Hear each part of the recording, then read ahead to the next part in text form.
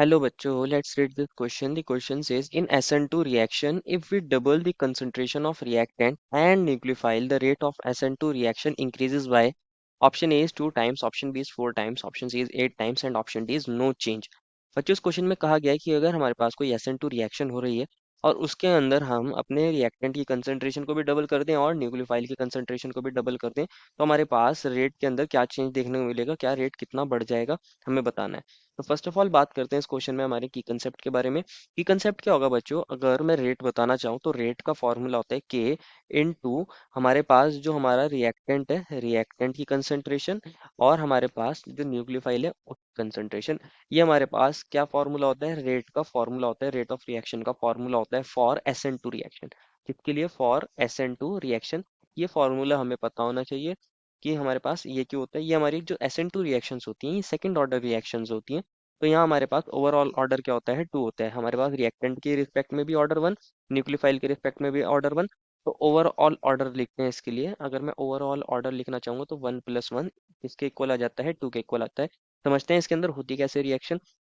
Consider करिए मेरे पास कोई यहाँ मेरे पास रिएक्टेंट है, मान लीजिए आर सी, और यहाँ H2 है और यहाँ एक X है। तो क्या होता है अगर मैं इसकी रिएक्शन न्यूक्लियोफाइल से कराता हूँ बच्चों, तो न्यूक्लियोफाइल क्या करता है हमारे पास इसके अंदर अटैक करेगा और X नेगेटिव को निकाल देगा, तो हमारा ये प्रोडक्ट बन जाता है RCH2 और हमारा न्यूक्लियोफाइल आ जाएगा और यहाँ से X नेगेटिव निकल जाएगा। होता कैसी है रिएक्शन, अगर मैं इस रिएक्शन के मैकेनिज्म को थोड़ा ब्रीफ में समझाऊं तो समझते हैं कैसे होती है। मान लीजिए मेरे पास ये R है, ये C है और ये हाइड्रोजन है बच्चों, एक हाइड्रोजन ये है और ये एक्स है। होता क्या है हमारा जो न्यूक्लियोफाइल आता है वो सिंगल स्टेप के अंदर ही हमारे पास अटैक करेगा और ये हमारे पास सिंगल स्टेप रिएक्शन होती है। ये हमारे पास back to the living group attack करता है, जहां हमारा लिविंग ग्रुप होगा उसकी बैक साइड से अटैक करेगा, उस बैक साइड से कार्बन पर, और हमारे पास यहाँ से लिविंग ग्रुप निकलता है। लेकिन ये स्टेप के अंदर एक ही स्टेप के अंदर ये रिएक्शन प्रोसीड होती है। हमारे पास यहाँ से एक्स निकलना स्टार्ट होगा तो हम इसको दिखाएंगे कि यहाँ से एक्स निकल रहा है, ये हमारा बॉन्ड ब्रेक हो रहा है। और यहाँ हमारे पास न्यूक्लियोफाइल आ रहा है तो ये न्यूक्लियोफाइल हमारा कार्बन के साथ बॉन्ड बना रहा है और ये आर है और ये 2 H इससे अटैच्ड है बच्चों। ये हमारे पास बनती है यहाँ पे एक ट्रांजिशन स्टेट। कौन बनती है यहाँ पे, एक ट्रांजिशन स्टेट। और यहाँ इस पे स्लाइड नेगेटिव चार्ज और इस पे भी स्लाइड नेगेटिव चार्ज। अब क्या होगा हमारे पास, फाइनली क्या होगा, न्यूक्लियोफाइल हमारा सी से बॉन्ड बना लेगा और एक्स नेगेटिव निकल जाएगा, तो हमारा फाइनल प्रोडक्ट बन जाएगा RCH2 और यहाँ आ गया होगा न्यूक्लियोफाइल और एक्स नेगेटिव यहाँ से निकल गया होगा। तो जो मेरा यहाँ पे ये स्टेप होता है ये सिंगल स्टेप होता है और यहाँ हमारे पास ये स्लोली एकदम से न्यूक्लियोफाइल अटैक करेगा हमारे एल्काइल हैलाइड पे, अगर ये रिएक्टेंट है यहाँ पे।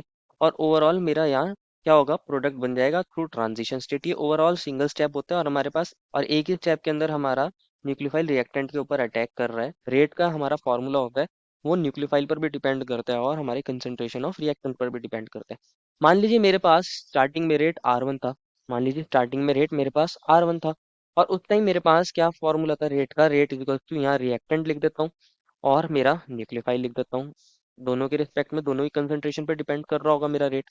अब क्या कहा है कि रेट चेंज हो गया, रेट चेंज हो गया है। मान लीजिए अगर मेरा रेट बदल जाए, अगर मैं अपने रिएक्टेंट की कंसंट्रेशन को डबल कर दूं और प्रोडक्ट की न्यूक्लियोफाइल की कंसंट्रेशन को भी डबल कर दूं, तो मैं लिख सकता हूँ यहाँ ट्वाइस ऑफ रिएक्टेंट और ट्वाइस ऑफ न्यूक्लियोफाइल लिख सकता हूँ ऐसे, twice of reactant and twice of nucleophile, क्योंकि दोनों ही कंसंट्रेशन को क्या कर दिया है हमने, डबल कर दिए हैं। ये हमारे पास कौन है बच्चों, ये हमारे पास न्यू रेट है, न्यू रेट है।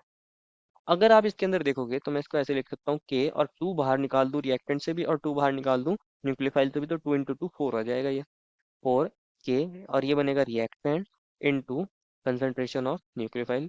ये हमारे पास ये बन जाएगा फॉर्मूला।